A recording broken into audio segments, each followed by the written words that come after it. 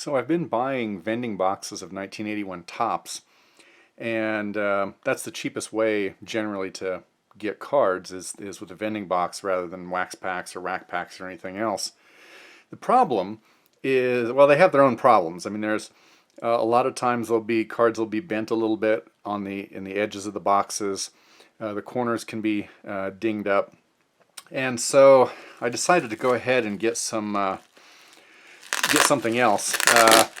And it took me a while to do this because, well, this is as you can probably maybe be able to tell, this is a rack box, and this is 81 tops. So this is definitely not cheap. It's about twice as much on a per card basis as a vending box. And so it took me a while to find one that was really in the price range I wanted to spend, but still many hundreds of dollars. And this took a while to get here. It came from Canada. So I'm not going to open all these up here on camera, but I thought I would go ahead and at least open the box, and we can at least look at the packs and see, make sure that we got a decent distribution of good cards on the front and back of the rack packs. So here we go. Now this is exactly as it was shown in the pictures. I knew there was did have at least one Hall of Famer here on top. I had Eddie Murray. Let's see. I guess I'll turn these around. The glare is unfortunate. And I'll set that there and just bring these in one at a time. So I'll do this. It looks like I can't, I can't really tell for sure whether these are. The thing about these is you never know whether these might have been, picked over in terms of the good cards on top or not. I.e., whether or not these were actually 24 packs that made up a box, whether these happen to be 24 packs. Fairly loose here. I worry a little bit about some of the corners on these. Oh well, we got a nice one right here on the back. We've got the Fernando Valenzuela rookie card on the back, so that's pretty good. Another team checklist. Let's see. Good old Dwayne Kuiper. Yeah, a lot of team cards, interestingly, on the fronts here. So nothing special there. Let's see, Blue Jays, Jeff Reardon, nothing special there.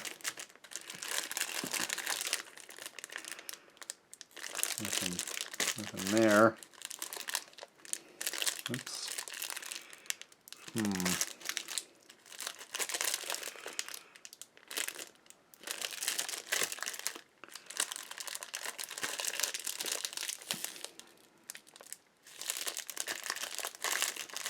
I mean, they do kind of feel like they've, this is the way they would be originally packaged and not just thrown together by someone, but not doing too well on the stars. I had a couple. Let's see.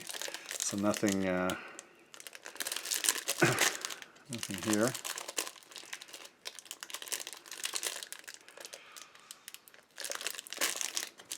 And that one, let's see.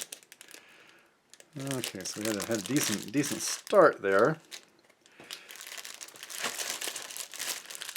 Hall of Famer and one of the good rookies, but there's our Hall of Famer. There's Eddie Matthews.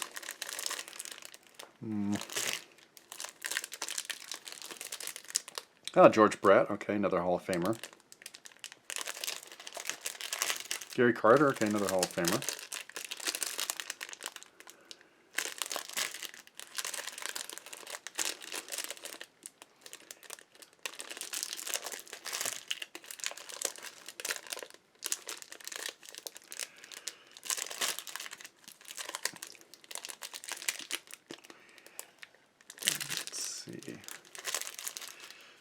Let's see, wait a minute. Okay.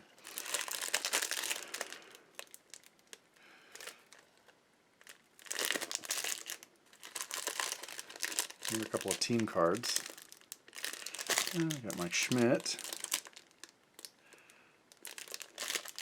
And nothing special on the back there.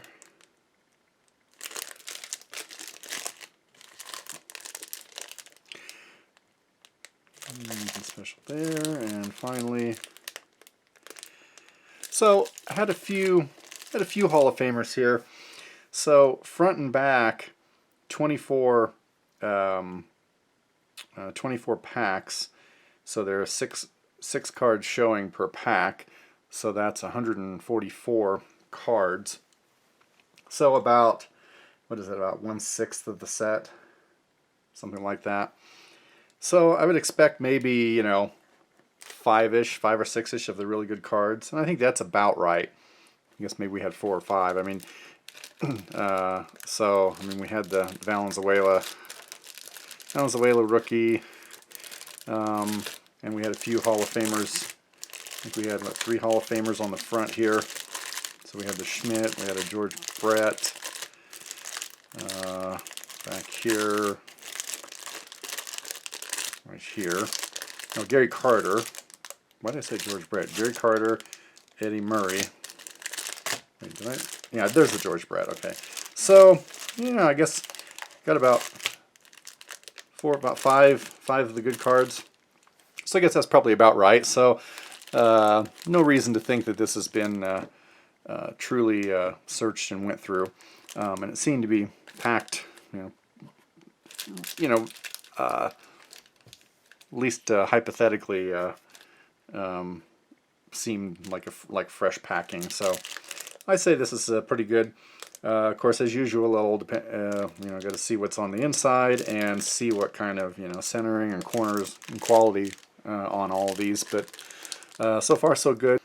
Okay, so I was actually going to save this for another video, but I decided to go ahead and just make this this little short addendum here with the results of this opening this rack pack box. So 1,152 cards in a wax box. So first of all, just for the heck of it, something I didn't see in the vending boxes were these very badly miscut cards. Some of these are really, really awful. And you can see here that, I mean, geez, they even cut off, it's cutting off the years. So, that happens. I mean, these are so badly cut that if there was like a star or, a Hall of Famer or something on one of these, it might even be worth a little bit just from the novelty. As far as the rookies, I did get a couple of Joe Charbonneau rookies, which I didn't separate out. But of the 3 main rookies out of this are the Tim Raines rookie on the Expos Future Star, so I got one of those. And then the Fernando Valenzuela on the Dodgers Future Stars, got 2 of those. And they're off center. They both actually have little stains on them, which is kind of a negative. But these can have value even if they're not perfect, and the reason is that this is one of the biggest white whale cards from the late 70s and early 80s. There are, PSA has graded about 900 of these PSA 8, about 300 PSA 9, and 0 PSA 10s. So there are no PSA 10s of this card, and given that PSA 9s can go for like $75, the first PSA 10 of this card that somebody comes up with is probably about, I would guess, about $1,000 card. So definitely a valuable one to get. But these are, these won't, I wouldn't send these off for grading anyway. And then the Harold Baines, the one Hall of Fame rookie that is on a card by himself. There's a little bit of corner nick on that. Not too bad of a card, but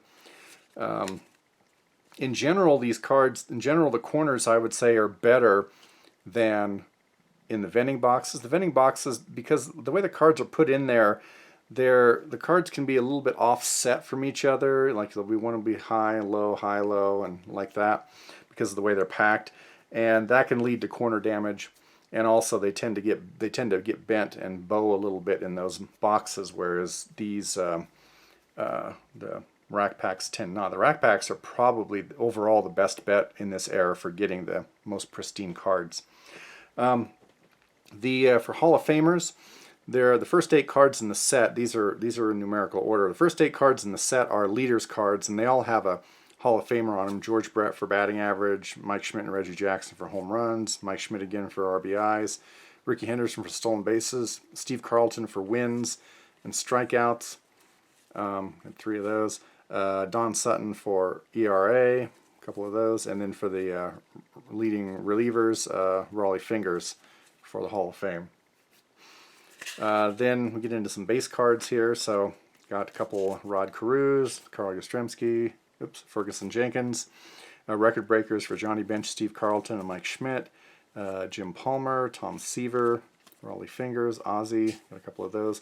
Got 3 Ricky Henderson second year cards. I'm not even sure any of those will go as PSA 9 because they are off center. I'll look at these more carefully because some of these can have value even in lower grades. Got a Winfield, there's Willie Stargell, Phil Necro, Reggie, there's George Brett on the AL Championship Series card, Goose Gossage, you got 3 of those, Carlton Fisk, Eddie Murray, you got 3 of those, a couple of Jim Rice, 1 Robin Yount. This was my favorite card in the set when I collected this back in 1981, the Mike Schmidt card. That was 1980 was Mike Schmidt's best year and the year that he won the World Series. Pretty good looking Burt Blyleven card. I got 3 Joe Morgans, a couple of Jack Morrises, a couple of Tony Perez, Gaylord Perry, Bruce Sutter, Johnny Bench, Tom Sutton, Dennis Eckersley, Gary Carter, 3 George Bretts. I also like the Brett card on this year.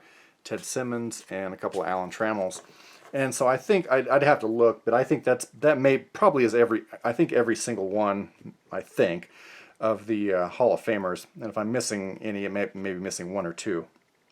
So no reason to think that there was any funny business going on with the packs, or that they had been, somebody had went through and picked out, okay, you know, trying to figure out the sequences and picking them out. So okay, I want to make sure I get all the Hall of Famers and leave junkie packs in there. These are probably legitimate.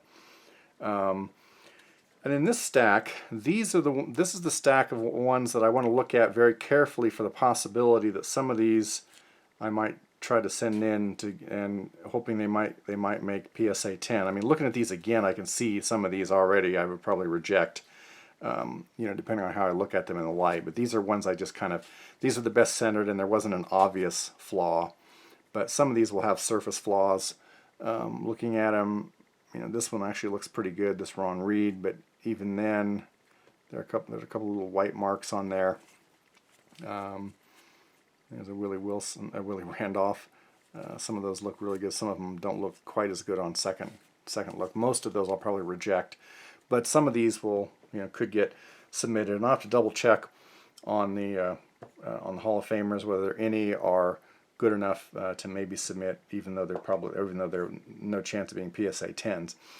So anyway, I just thought I would show you what I got out of these. So it was a successful buy. It's, you know, a lot of money to buy one of these, but it was basically the cheapest box of rack packs that I was able to see, and I think it was even less than what typically 2 wax boxes are, and it takes 2 wax boxes basically to make up one of these rack packs. And I think overall the rack packs give you the best quality cards.